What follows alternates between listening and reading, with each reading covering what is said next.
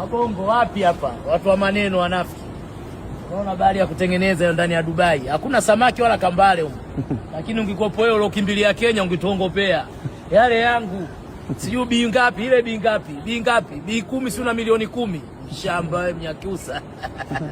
Oya, wewe utuwezi, sisi wazawa, mshamba wewe.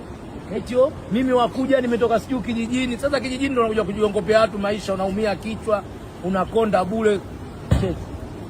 Tunaga hata maneno mengi wenzio. Januari, wewe Januari umeanza Kenya kwa wezi wenzio.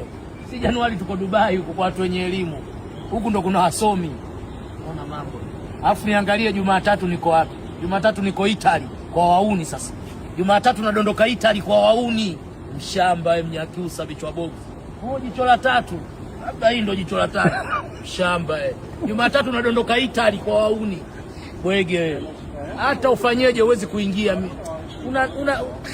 Una address gani wewe ya kuja huku kwanza mshamba wewe? Wewe ushajisema una jicho la tatu, huku una address gani ya kukuleta huku? Mshamba unaona? Bali ya kutengeneza hakuna samaki huku wala kambale. Bwege, angalia wazungu kibao. Wazungu kibao, watu wana relax, watu wana enjoy. Mshamba wewe. Sasa wewe ungekuwa na hela ndio utakiwa uje huku upumzike. Sio unaleta maneno mtandaoni. Magari yenyewe mawili. Mnawasumbua watu dunia nzima, watu wa halali, magari ya kukodisha. Vipi babu? Wewe chizi nini? Oya, badilisha mifumo mdogo wetu. Acha kununua jina wewe. Si jina tujanunua, limekuja lenyewe automatically. Wewe jina unanunua kwa nguvu nyingi. Unakashifu watu mitandaoni, mshamba Sisi ndo tumekuonyesha tunaweza. Hatumiliki magari wala hatumiliki gorofa. Maisha yetu tumekuja kutumia tu.